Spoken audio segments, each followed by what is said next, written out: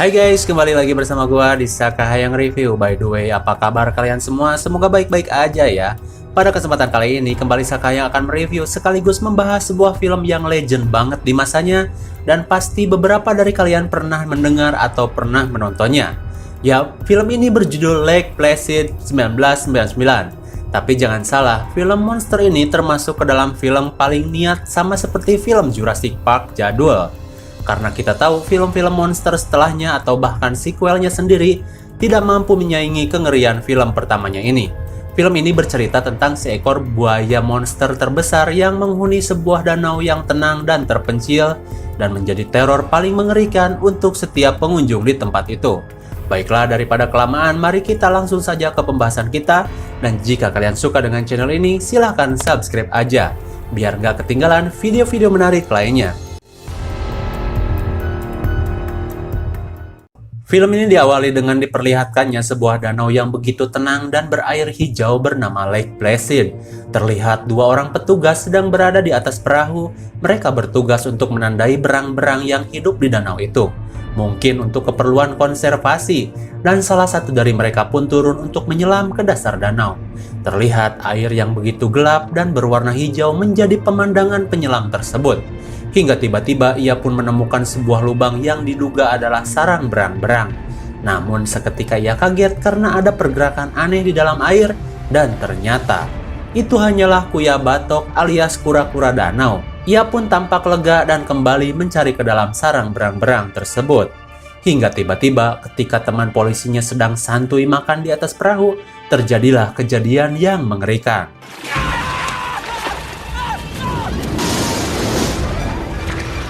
Lelaki tersebut tampak sedang diseret oleh sesuatu di dalam air hingga ia ditolong oleh polisi tersebut, namun yang terangkat hanyalah sepotong badannya saja.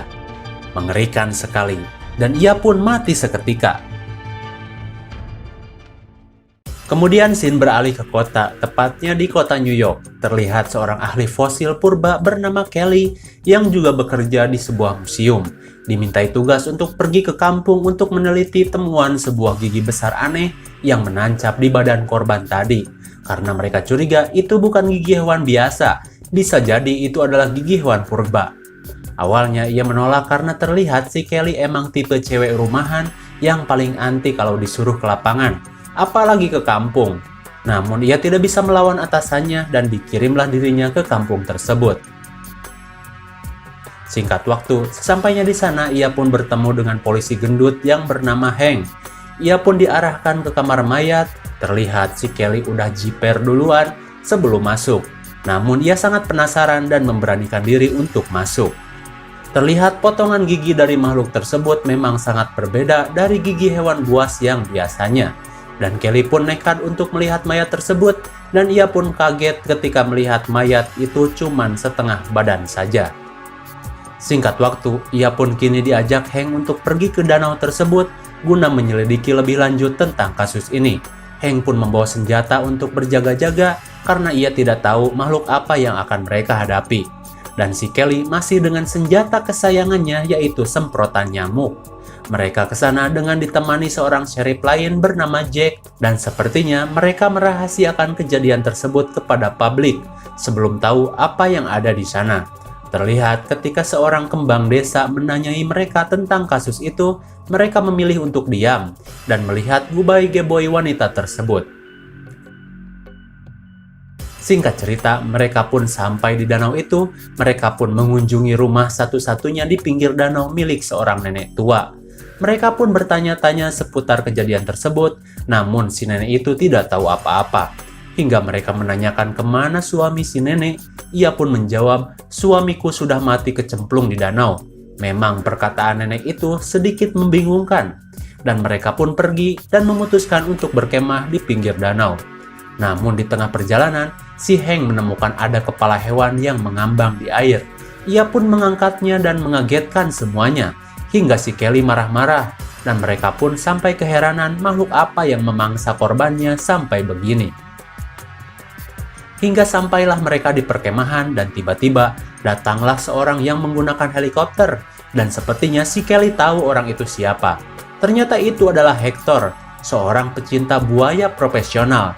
Dia mengira bahwa kejadian di danau ini adalah ulah dari buaya, dan ia pun terkenal sangat tajir, namun dengan sikap yang eksentrik membuatnya sedikit aneh. Mereka dan juga Hector pun pergi menggunakan kayak. Aneh juga ya, udah tahu ada bahaya di air masih pede aja pakai kayak. Mereka ke sana untuk meneliti suara-suara di dalam air. Apakah jika suara buaya terdeteksi, maka bisa dipastikan monster itu adalah buaya. Hingga tiba-tiba mereka mendengar suara aneh dan ikan burayak pun seperti ketakutan. Dan tiba-tiba ada sesuatu yang menabrak perahu mereka dari dasar danau. Namun untung saja tidak memakan korban. Malam pun tiba, ketika Hank ingin pipis, ia pun pergi ke semak-semak dan tiba-tiba ia mendengar suara krosok-krosok di dalam ruyuk. Ternyata itu adalah Hector. Katanya ia sedang memasang perangkap untuk buaya. Dan itu mengagetkan seluruh kru di sana. Ia pun kembali dimarahi dan si Hank pun pergi. We should get some sleep. Ya, lucu sih, si Hank kejeblos jebakan si Hector. Di keesokan harinya, penyelidikan pun kembali dilakukan. Hector dan Jack pun berencana menyelam untuk mencari makhluk apa sebenarnya yang ada di danau itu, karena mereka masih belum yakin kalau itu adalah buaya. Sedangkan Kelly dan Hank juga satu anggotanya menunggu di atas kapal. Setelah beberapa menit mereka menunggu, tiba-tiba kapal mereka pun diseret oleh sesuatu. Sampai-sampai si Kelly harus terjatuh ke dalam air.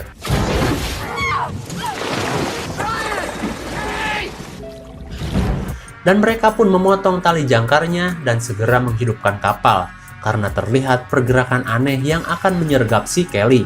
Untung saja si Kelly berhasil selamat dan Jack pun muncul ke permukaan. Tinggal si Hector. Dan Kelly pun melihat ada gelembung di sebelah sana. Mereka pun bergegas menjemput Hector dan berencana untuk segera pergi, namun tiba-tiba satu teman polisi mereka dicaplok oleh sesuatu sampai kepalanya buntung. Mereka pun panik dan syok. Singkat waktu, polisi pun datang dan mengambil jasad tersebut. Hank bilang memang ada sesuatu di dalam air. Kelly pun masih syok dengan kejadian itu dan ditenangkan oleh si Jack. Kemudian, si Hector tambah yakin kalau itu adalah buaya. Namun si Hank masih belum yakin ada buaya yang mampu memakan kepala secepat itu sampai buntung. Dan ketika Hank akan pergi, ia pun kembali terkena jebakan Batman dari si Hector. Terlihat wajah Hank semakin kesal terhadap Hector. Kelly dan Jack pun datang menolong Hank. Hector bilang jangan marah ya, karena gak sengaja. Namun ketika diturunkan, ia pun mengejar-ngejar Hector dengan pentungan dan nyaris bentrok. Hingga tiba-tiba datanglah beruang. Mereka pun menghindari beruang itu dan tiba-tiba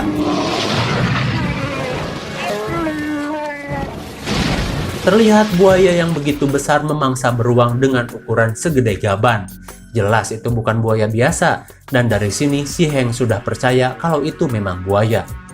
Hingga di malam hari mereka pun mulai men-searching jenis buaya apa. Ternyata itu adalah jenis buaya Indo-Pasifik. Namun mereka keheranan, kok bisa buaya Indo-Pasifik bisa sampai di Amerika? Apakah ia bermigrasi melintasi lautan? Tidak ada yang tahu. Di pagi hari, kembali penyelidikan dilakukan di sekitaran pinggiran danau.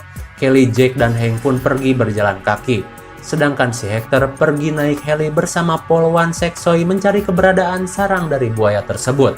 Sedangkan di sisi Kelly, mereka terkaget-kaget karena melihat jejak buaya yang begitu besar di tanah. Dan Kelly pun semakin kaget ketika ia menemukan ada kepala si polisi yang buntung dan dimuntahkan di pinggir danau. Kemudian mereka pun melihat pemandangan yang mengejutkan. Ternyata buaya tersebut adalah peliharaan si nenek tadi. Dan ia pun rajin memberi makan sapi kepada buaya tersebut. Melihat hal tersebut, mereka pun mengontrol kembali rumah si nenek itu. Dan katanya, aku tidak melakukan kesalahan kok. Aku cuma ngasih makan hewan aja. Ya mungkin si nenek ini sedikit gak waras ya. Petugasnya pun memperingatkan nenek itu untuk menghentikan kelakuannya. Bahkan ternyata suaminya pun bukan kecemplung biasa, melainkan suaminya dimakan oleh buaya tersebut. Dan kini si nenek dijadikan tahanan rumah. Kembali kepada Hector dan si Polwan Seksoy. Tiba-tiba si Hector mempunyai niat untuk menyelam. Dan si Polwan pun berusaha menghentikan kegilaan Hector, bahkan ia sampai menawari Bobo enak jika tidak jadi menyelam ke dalam air. Namun si Hector tetap kekeh masuk ke dalam air. Dan benar saja, ketika ia sedang mengambang, tiba-tiba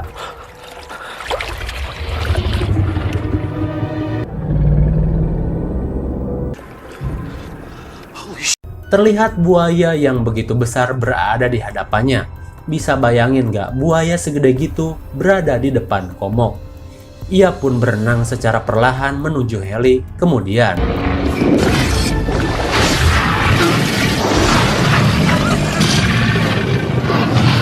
untung saja ia berhasil lolos meski mereka hampir jatuh digigit oleh buaya besar tersebut.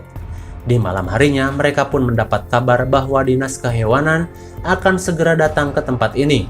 Dan mereka akan mencoba menangkapnya, namun jika sulit, mereka akan langsung membunuh buaya tersebut.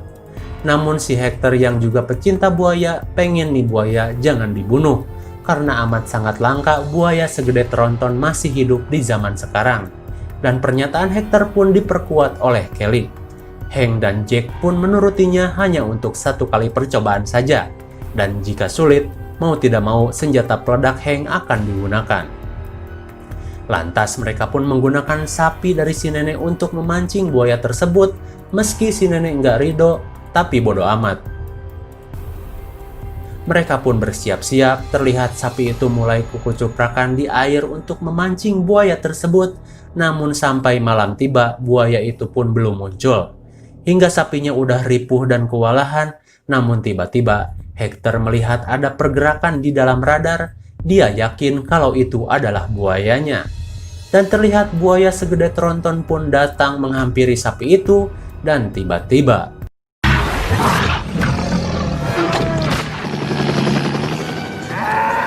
buaya itu berhasil ditembak bius, namun keseimbangan helikopternya tidak stabil dan ia pun jatuh bersama sapinya.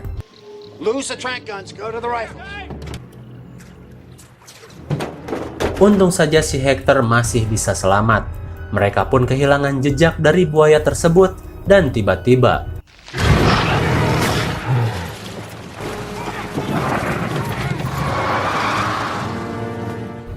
buaya itu hampir memakan Hank dan kini buayanya naik ke daratan. Semua orang naik ke atas mobil, namun sialnya si Kelly Bonon malah jatuh tigurawil. Ia pun menjadi sasaran buaya tersebut. Apalagi pas ia kena kepret buntut buaya dan terjatuh ke dalam air.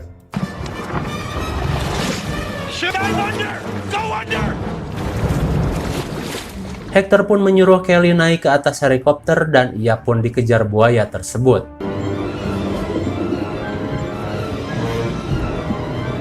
Dan Kelly pun hampir dimakan buaya tersebut, beruntung ada pohon yang menganjalnya.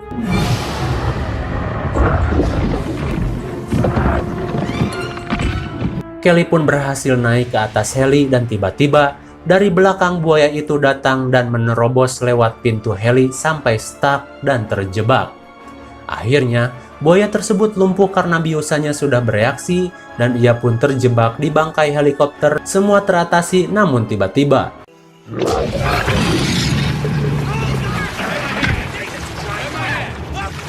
ternyata ada buaya lain yang memang ukurannya lebih kecil, namun tetap ganas hampir memakan si Hector. Beruntung ia masih bisa selamat dan buaya itu pun ditembak Hank sampai bucat. Semua teratasi dan tak lama berselang muncullah si petugas marga satwa yang datang telat, bak polisi India. Dan buaya itu pun dikonservasi dan dibawa untuk diamankan, biar nggak berjatuhan korban lagi. Hector pun dibawa ke rumah sakit dan Kelly pun mendapat pacar baru bernama Jack yang akan membawanya ke bar untuk mabar dan bobar, alias mabok bareng dan bobok bareng. Namun di keesokan harinya bisa kita lihat si nenek-nenek aneh itu masih dengan kegiatan memberi makan buaya ceme yang masih kecil dan unyu, dan menandakan mungkin saja suatu saat nanti akan ada buaya lain di danau ini, dan film pun berakhir. But wait, di akhir scene kita bisa lihat penampakan buaya yang dibawa menggunakan kontainer. Gila, gede banget kan? Dan sekedar informasi saja, buat kalian yang pengen nonton Lake Placid, Sakahayang saranin untuk nonton versi 1999 dan 2018 karena bakalan jauh banget kualitasnya dibandingkan versi 2006. Untuk IMDb film ini diberi nilai 5,7. Gede kan? Dan menurut Sakahayang, film ini cocok diberi nilai 6,0 karena seru dan mudah dipahami.